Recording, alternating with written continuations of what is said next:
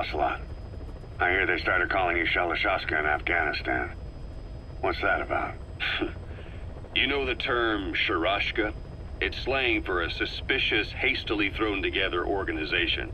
The word became associated with a type of forced labor facility in the Soviet Gulag system. OKB scientists and engineers who'd been convicted of crimes were sent to a Sharashka for forced R&D. The Sharashkas were supervised by Lavrenti Beria of the NKVD, the secret police, under the official name 4th Special Department. Forced research? That's not very different from what we do here. Diamond Dogs is different. Everyone here believes in you. Regardless of where they came from or why they're here, they revere you. And they're fighting because it was their choice. And if it wasn't, they'd leave? Who knows? That's our reality here, whether it's real or not. If there's another truth, I don't want to know it.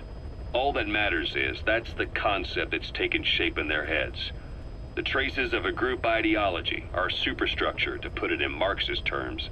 All right. Go on. Right. So anyway, at some point the enemy started calling me Sharashka. This was after the war in Afghanistan broke out. While I was keeping an eye on you in that hospital, I was also heading up interrogations here. The men I broke gave up their comrades and families, everything they wanted to protect them most. No real cause for it. I just let myself get caught up in the old Russian pride. And suddenly I received the honor of becoming Special Interrogation Advisor to the forced labor camps. But the more men I interrogated, the more people saw me as just that, the interrogator. It helped cover my real objective of keeping you safe. You went that far for me? Far enough to keep you alive. I ended up being pretty well known among the Afghan guerrillas. Some of them would have seen me on the battlefield, and that's how I got the second half of the name. Shashka. It's a sword, a type of saber from the Caucasus. Russian dragoons and Cossacks carried them into battle. Now, the Russian Empire had a general by the name of Fyodor Arturovich Keller. His bravery earned him the nickname Russia's Greatest Shashka.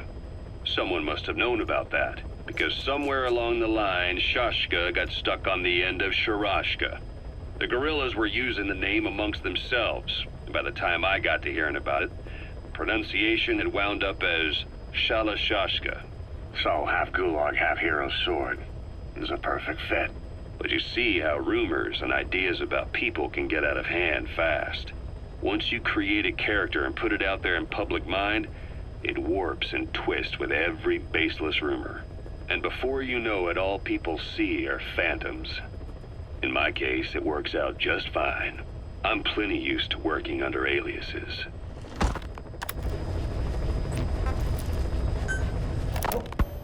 So SALT II still hasn't gone into effect? That treaty was drawn up to limit not just the size of the U.S. and Soviet Union's nuclear arsenals, but also their delivery systems. The whole deal. Just when we thought all those years of negotiations had paid off, somebody decides to invade Afghanistan. The timing couldn't have been worse. The president was in the middle of the SALT II talks back then. You mean while you were busy trying to stop Peace Walker? I heard. President Ford was meeting with the General Secretary in Vladivostok. In his absence, the political brass in America detected what they didn't realize was false nuclear launch data from Peace Walker, and were on the verge of ordering a retaliatory nuclear strike. Coleman's big idea? Humans are incapable of destroying themselves. Turns out he never knew what humans are capable of. If that AI, the boss, hadn't found a way to stop the fake data transmission, they probably would have gone ahead with the launch. Deterrence was revealed as the pipe dream it was. All thanks to you. And her. The U.S.-Soviet talks looked set to fall through. What happened in Nicaragua no doubt helped trigger a change of heart. But in the end... The time's to find the politics. When you've grabbed their tail, they turn and bite your hand. I first met you 20 years ago now. The place was Selenouyarsk in the Soviet Union. We were enemies. I was with the GRU. You were still fighting for America. 1964. Operation Snake Eater. Its objective? The assassination of the legendary soldier known as the Boss. When you returned home successful, they awarded you the title Big Boss. Your CO, Zero, sought to carry on the boss's will by covertly establishing his own organization. You knew the original members from Operation Snake Eater. From America, there was David O, or as he was to you, Major Zero. Donald Anderson, aka Sigint. Dr. Clark, who went by paramedic during the operation. And the fourth, you. From China, there was Eva. And me, Ocelot, from the Soviet Union. 6 in total. To us, government notions of friend and foe were meaningless. As were East and West, we joined forces by our will alone. Our objective was to fulfill the boss's dying wish, to make the world one. And to do it, Zero used the Philosopher's Legacy, the secret war fund you obtained during Operation Snake Eater.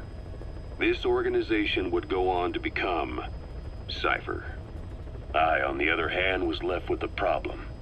You only recovered half of the legacy. I had to locate the other half myself.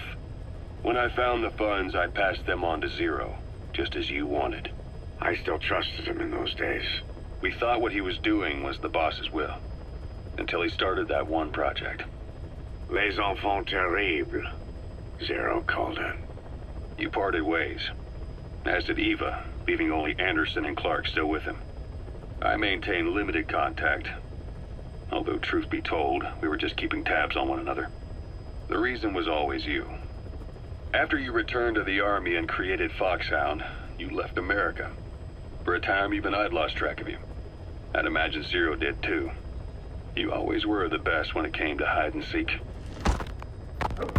Zero created Cypher, an information network to tap into every corner of the globe. Woven together, Cypher's arteries make the world just one big organism. And that's not all. It also monitors the thorn in Zero's side. That's you, tracking your coordinates wherever you might go. The further you strayed from your roots, the larger Zero became. It's as if he was trying to close the gap between you. But before long, he disappeared from public life. Only a few people had direct contact with him. For a time, I was one of them. Then a year after you fell into your coma, he slipped out of sight entirely. Since then, nothing.